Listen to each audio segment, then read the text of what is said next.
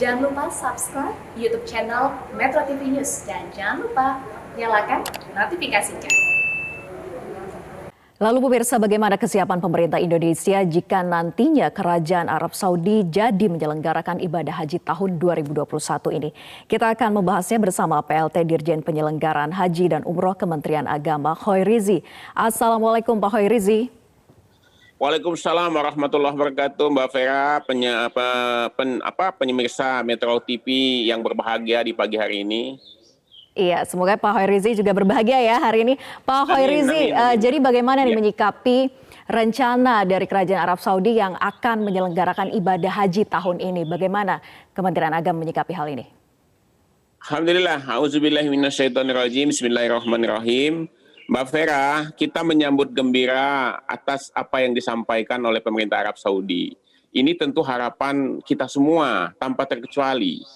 Tetapi kita memaklumi, kita menyadari bahwa harapan-harapan ini kan sudah sejak lama disampaikan oleh pemerintah Arab Saudi. Mereka akan mengatakan bahwa mereka akan menyelenggarakan ibadah haji, mereka akan melaksanakan ibadah haji. Tetapi secara operasionalnya, secara realnya, bahkan secara resminya kita belum mendapatkan pemberitaan itu. Antara G2G-nya belum ada. Nah, pemerintah tidak bisa mengandalkan informasi publik ini untuk menjadi acuan di dalam kita melakukan persiapan. Maka itu kita berharap kepada pemerintah Arab Saudi untuk bagaimana mengimplementasikan rencana ini kepada hal-hal yang lebih konkret. Umpamanya bagaimana kita melakukan taklimatul hadnya, bagaimana MOU-nya. Ketika kita sudah MOU, maka pemerintah bisa melaksanakan langkah-langkah lebih terarah, lebih terfokus untuk persiapan-persiapannya. Begitu Mbak? Ya, belum ada koordinasi G2G begitu ya, tapi ada tidak rencana dalam waktu dekat ini upaya untuk diplomasi terkait dengan kuota haji bagi warga negara Indonesia? Mbak Vera, kami sejak lama, sejak Januari bahkan terakhir 16 April lalu, saya sebagai PLT yang diamanahkan oleh Menteri Agama sudah bertemu langsung dengan Duta Besar Kerajaan Arab Saudi di Indonesia. Hal sama kita dapatkan, memang ini persoalan yang tidak mudah Mbak Vera. Semua negara pada hari ini, bukan saja Indonesia, bukan saja Arab Saudi, semua negara sangat berhati-hati di dalam mengambil satu keputusan, di dalam mengambil satu kebijakan yang menyangkut hajat hidup orang banyak. Kenapa? Karena virus corona hari ini kita sadari, kita maklumi, kita pahami bahwa sangat-sangat mengancam seluruh sendi kehidupan kita. Bahkan semua yang biasa kita lakukan hari ini tidak bisa kita lakukan. Nah, inilah yang menjadi pertimbangan matang oleh pemerintah Arab Saudi untuk menyampaikan satu kebijakan di dalam mengambil keputusan penyelenggaraan ibadah haji ini menurut hemat saya. Iya, tapi tentu bagaimana Indonesia harus bisa siap ketika memang nanti Kerajaan Arab Saudi last minute misalnya atau di akhir-akhir waktu baru memberikan kebijakannya untuk bisa memberikan kesempatan bagi warga negara lain, tidak seperti tahun lalu yang hanya warga negara yang ada di Arab Saudi saja untuk bisa beribadah haji tahun ini. Apa yang perlu disiapkan Kementerian Agama agar ketika nanti sudah ada kuota haji bagi Indonesia, maka kita sudah siap? Dari sisi Undang-Undang 8 2019, bagaimana saya sampaikan tadi, pemerintah Indonesia dalam hal ini Kementerian Agama sudah settle, Mbak, sudah siap, insya Allah. Tetapi ada hal yang kita tidak bisa tembus ketika kita bicara taklimatul had. Kenapa saya katakan tidak kita bisa tembus?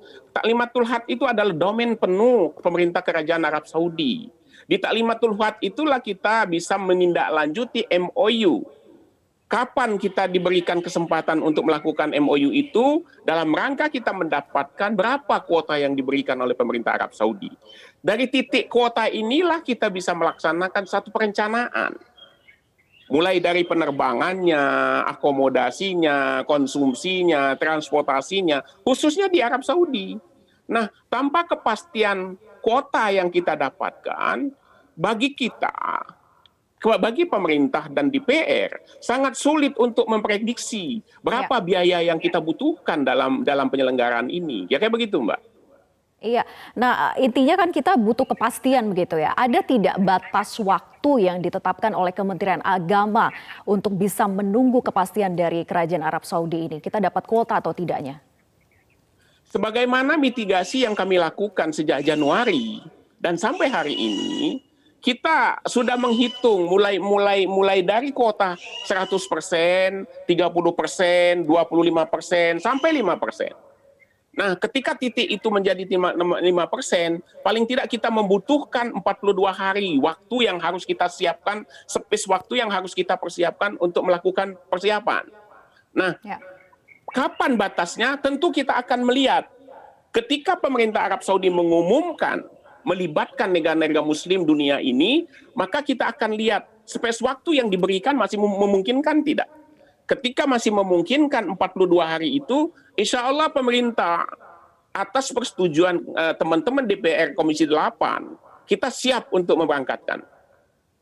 Ya, salah satu syaratnya yang sempat beredar informasi bahwa vaksinasi ini menjadi salah satu syarat untuk jamaah haji begitu ya.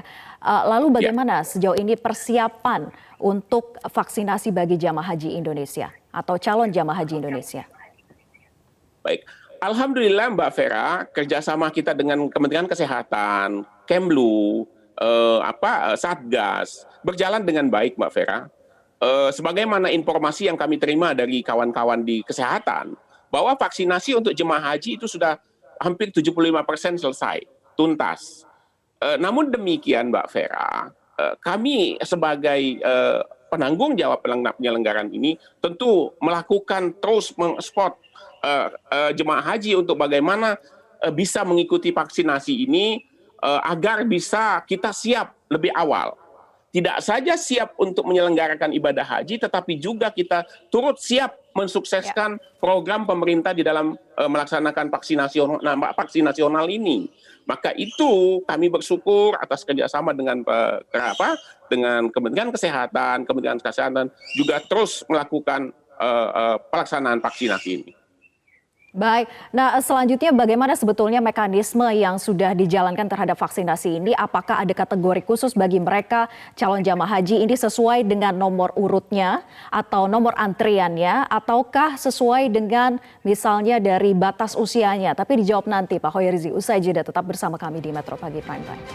Kita lanjutkan perbincangan bersama Pak Khoirizi. Pak Khoirizi, jadi saat ini vaksinasi sudah berjalan, sudah 75% yang tadi Anda katakan. Lalu jadi pertanyaannya adalah siapa saja mereka ini? Apakah memang diatur sesuai dengan nomor antriannya? Ataukah dari faktor usianya yang sudah lansia? Atau ada hal lain yang menjadi pertimbangan untuk mereka dapat jatah vaksinasi? Baik, terima kasih Mbak Vera. Kategori yang diberikan vaksin adalah seluruh jemaah yang sudah masuk berangkat tahun 2020 yang insya Allah akan diberangkatkan tahun 2021 ini. Maka data itulah yang akan menjadi acuan kita untuk melakukan vaksin jemaah. Nah, vaksin jemaah kalau menurut dari kategori pemerintah adalah jemaah usia lanjut. Tetapi oleh Satgas, oleh kesehatan, jemaah ini termasuk dalam kategori jemaah rentang, masyarakat renta. Maka itu seluruh jemaah yang akan berpergian jauh wajib untuk melakukan vaksin. Kira-kira begitu. Baik, tapi bagaimana dengan mereka terkait dengan biayanya Pak? Ini kan tentu persiapannya jauh lebih banyak begitu ya ketimbang di saat tidak di masa pandemi. Mungkin ini juga berdampak pada biayanya. Nah, apakah sudah ada hitung-hitungannya bahwa biayanya ini jauh lebih tinggi dibandingkan dengan biaya haji sebelumnya? Secara real kita melihat hari ini tentu ada kenaikan biaya yang harus ditanggung. Tetapi pemerintah, Panja DPR dan Panja pemerintah terus melakukan sinergi, terus melakukan pembahasan bersama bagaimana kita bisa menekan biaya ini semaksimal mungkin sehingga kita berusaha kalaulah ada kenaikan di dalam pembiayaan pemerintah dan Panja DPR berusaha untuk semaksimal mungkin tidak membebankan jemaah. Oke, berusaha untuk tidak membebankan jamaah, tapi realitasnya memang ada kenaikan begitu ya. Nah, berapa kenaikan ini, Pak? Itulah yang sedang kita diskusikan bersama, Mbak Vera. Karena yang jelas kenaikan itu ada pada sisi kenaikan pajak yang ditetapkan oleh pemerintah Arab Saudi yang semula 5% menjadi 15%. Itu yang pertama. Yang kedua adalah biaya-biaya protokol kesehatan, protokol COVID yang tidak bisa kita hindari, jaga jarak, cuci tangan, kemudian hotel yang semula isinya 4, yang semula isinya menjadi isinya 2, kendaraan darat yang semula isinya 100%, dengan protokol COVID hanya bisa diisi 50%, kemudian makan yang tadinya hanya kita sediakan 2 kali makan, insya Allah kalau haji tahun ini bisa kita laksanakan, maka kita akan menyiapkan 3 kali makan. Nah, hal-hal ini tentu secara realitas dia akan membebani biaya haji itu sendiri. Oke. Tetapi sekali lagi saya suka sampaikan dalam kesempatan ini, pemerintah melalui pemerintah panja DPR dan panja pemerintah berusaha semaksimal mungkin untuk bagaimana kita bisa memberikan yang terbaik kepada jemaah. Ya, jadi hitungan matematisnya kira-kira berapa, Pak? Sampai 2 kali lipatkah dari yang sebelumnya atau 2 tahun lalu? Sepertinya tidak terlalu seperti itu, Mbak. Karena saya melihat dari hitung-hitungan prokes saja, kalau saya hitung kasar itu tidak kurang dari sekitar 6-7 juta, itu prokesnya saja.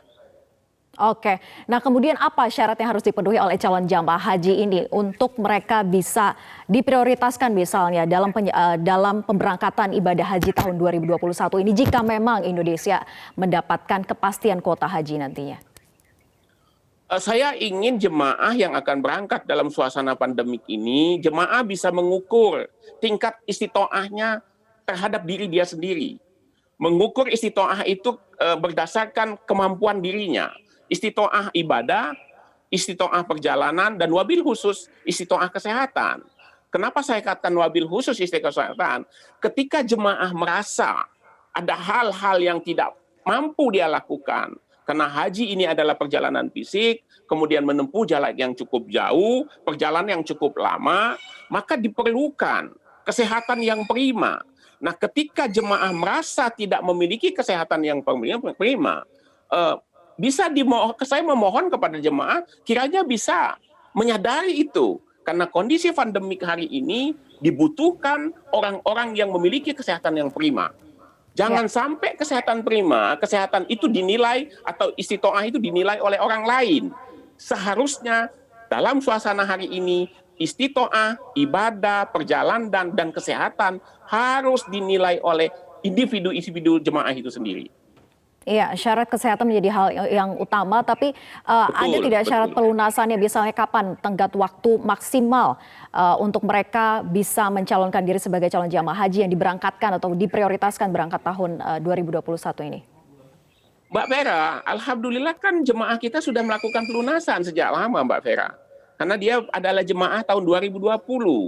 Maka itulah kita masih punya space hitungan waktu yang agak lumayan ketika proses pelunasan itu tidak kita lakukan lagi.